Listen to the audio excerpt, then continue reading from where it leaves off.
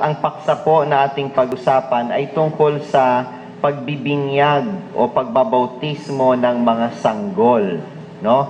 Why does the Catholic Church baptize babies? Dapat alam natin po ang rason sapagkat ito po ay isa sa mga usapin na kung saan tayo po ay binabatikos o kinukutya ng ibang mga mananampalataya sapagkat wala naman daw kasalanan ng mga sanggol, wala namang alam bakit kailangang binyagan o bautismuhan. Okay? Isa-isain po natin, himayin po natin yung mga issue na ibinabati ko sa atin dahil tayo daw ay nagbibinyag ng mga sanggol.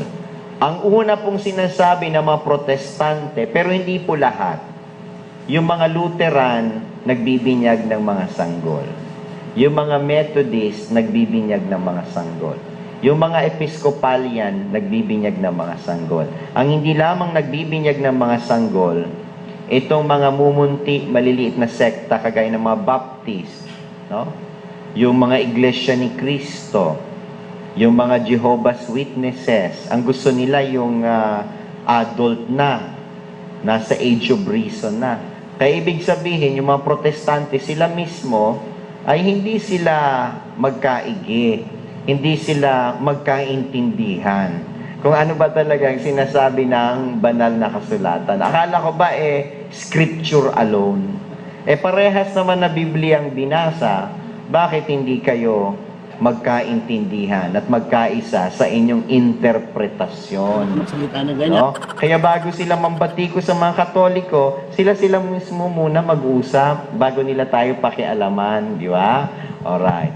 Anyway, sabi po kasi nila, wala daw pananampalataya ang mga sanggol. Children do not have faith. Therefore, they must not be baptized. Saan naman kaya nila nabasa sa Biblia na ang mga bata walang pananampalataya? Amen? Pakibasa nga kapatid, anong sabi ng Biblia?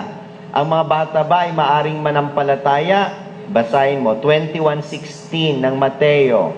At sinabi ni Jesus, narinig mo ba ang sinasabi nila? Narinig ko, tugon ni Jesus. Hindi ba ninyo nababasa ang ganitong pangusap sa kasulatan? Mula sa titig ng mga sanggol at mga pasusuhin ay pinapamutawi mo ang wagas na papuri. Mula daw sa bibig ng mga sanggol at ng mga pinapasusong mga sanggol. Ibig sabihin yung mga bata na karga-karga pa ng mga nanay at pinapasuso pa ay sa kanilang mga bibig na mumutawi ang papuri sa Diyos. From the mouth of the babes and the suckling, you have heard forth praise. Kung wala bang pananampalataya yan, mga kapatid, makakapagpapuri kaya sila sa Diyos? Hindi ka pwede magpapuri sa Diyos kung wala kang pananampalataya.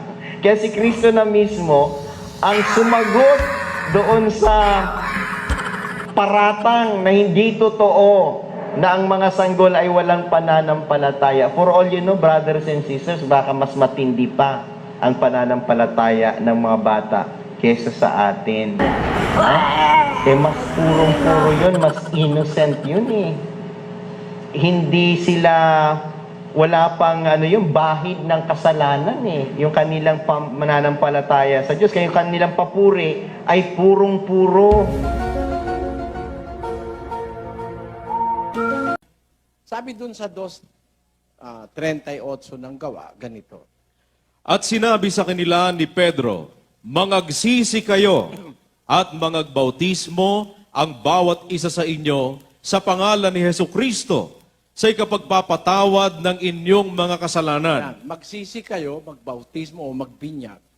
Ang pinagpapabautismo, yung nagsisisi sa kasalanan. Ibig sabihin, meron na siyang kaisipan, meron na siyang pananampalataya, nagsisisi siya. Yung bata ba? Pwede ba yung binyagan at magsisi? Pakinggan mo sa 5:13 ng Hebreo. Sapagkat bawat tumatanggap ng gatas ay walang karanasan sa salita ng katwiran, sapagkat siya'y isang sanggol. Ayun, ang bata, walang karanasan sa katwiran. Ba't mo bibinyagan? Hindi nga makakasampalataya yun eh.